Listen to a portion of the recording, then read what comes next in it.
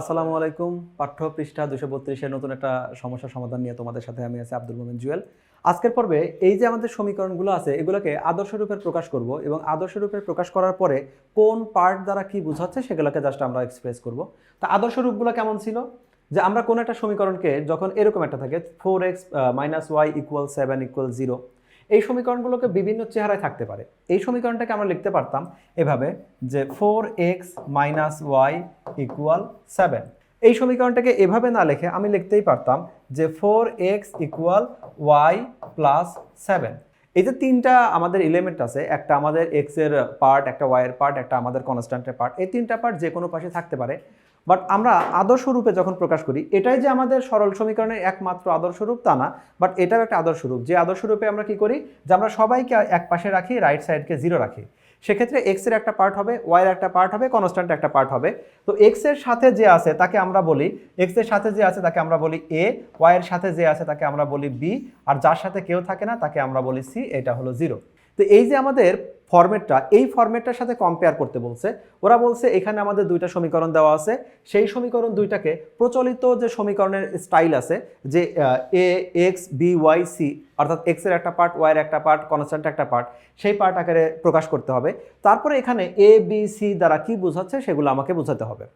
যেহেতু দুইটাই আমরা দুই চলক বিশিষ্ট সরল সমীকরণ, তো দুইটাকেই যখন আমরা A X plus B Y plus C দ্বারা প্রকাশ করব তখন এ দুইটা হয়ে যাবে। সেজন্য আমরা বোঝার সুবিধাতে কি করব, ওরাই বলে দিছে যে প্রথমটাকে A1 ধরতে আর দ্বিতীয়টাকে আমাদের A2 ধরতে বা 2 ধরতে। তার মানে যেটা আমাদের এ এক্স হওয়ার কথা ছিল, প্রথম সমীকরণে আমরা বললাম A1x, আর দ্বিতীয় সমীকরণে আমরা বললাম A2x। দ্বিতীয় যে পার্টটা আমাদের, দ্বিতীয় পার্ট ওয়াইয়ের যে পার্টটা, যেটাকে আমরা বি ওয়াই বলি, তো প্রথম সমীকরণের জন্য B1y, দ্বিতীয় সমীকরণের জন্য B2y। তৃতীয় যে পার্ট আছে কনস্ট্যান্ট, আমরা যেটাকে সি বলি, তো আমরা সেটাকে কি করলাম, যে প্রথমটাকে বলবো C1, দ্বিতীয়টাকে বলবো C2, এরকম করে প্রকাশ করব। প্রকাশ করার পরে তাহলে এখন এই সমীকরণে আমাদের A1 বলতে কি বোঝাচ্ছে, B1 বলতে কি বোঝাচ্ছে, C1 বলতে কি বোঝাচ্ছে, আমরা প্রথমে একটু খেয়াল করি। A1 বলতে কি বোঝাচ্ছে, এই সমীকরণটার দিকে যদি তাকাই,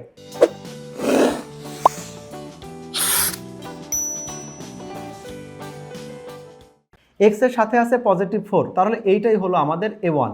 ওয়াই এর সাথে আছে আমাদের -1, তাহলে এইটাই হলো আমাদের B1। B1 মানে হলো আমাদের -2, আর এইটা হলো আমাদের C1 মানে হলো -7। একইভাবে এখানে আমাদের দ্বিতীয় সমীকরণে A মানে হলো আমাদের 3, B মানে +1, কনস্ট্যান্ট এখানে নাই, মানে কনস্ট্যান্ট এখানে 0 আছে। কখনো যদি সমীকরণটা এরকম হতো আমাদের 3x + 4 = 0, এখানে আমরা বলতেই পারতাম 3x + 0 * y প্লাস এটা হলো 4 = 0।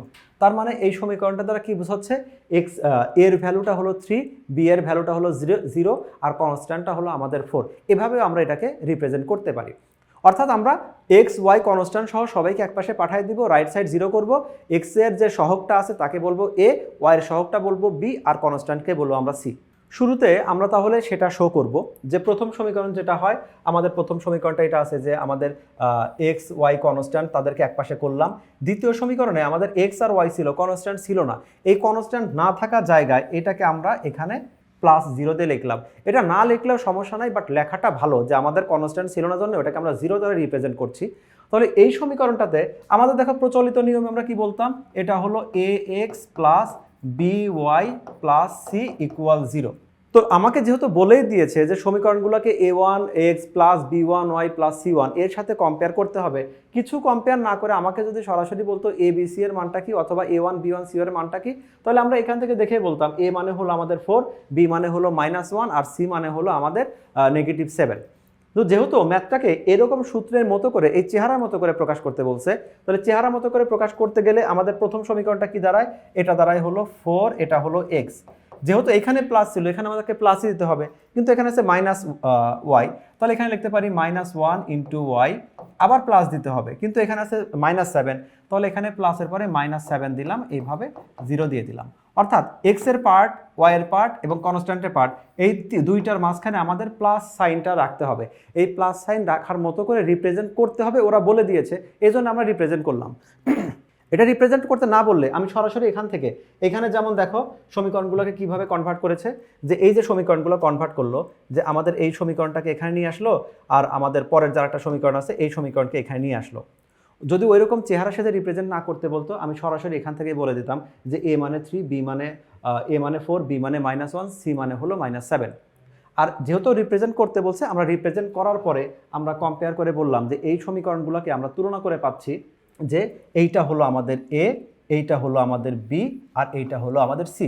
সমীকরণ 1 আর 2 যেহেতু দুইটা দুইভাবে আসছে সেজন্য আমরা কি করলাম a1 b1 c1। তাহলে a1 এই যে এটা আবার বলা আছে তুলনা করে পাই a1 মানে হলো 4, b1 মানে -1, আর এখানে c1 মানে হলো -7। একইভাবে এই সমীকরণে a2 মানে হলো +3, b2 মানে +1, আর c2 মানে হলো 0। এইভাবে মানগুলো বসাই দিলাম। মূলত এই প্রশ্নটা তোমাকে দিয়ে জাস্ট এ বি সি যে আছে এর পরিচয়টা এবং ভ্যালুটা তোমাকে একটু ক্যালকুলেশন শেখানো হলো। এর ওপর বেস করেই সাধারণত সমীকরণগুলো সামঞ্জস্য, নির্ভরশীল, সমাধান আছে কি নাই, থাকলে কয়টা, এই সংক্রান্ত ম্যাথগুলো ক নাম্বার এবং এমসিকিউ প্রায় প্রতি বছরই এসে থাকে। তো আশা করি তোমরা ম্যাথটা বুঝতে পেরেছো। পরবর্তী এপিসোডে তোমাদেরকে স্বাগত জানাচ্ছি। ততক্ষণ পর্যন্ত বিদায় নিচ্ছি। আল্লাহ হাফেজ।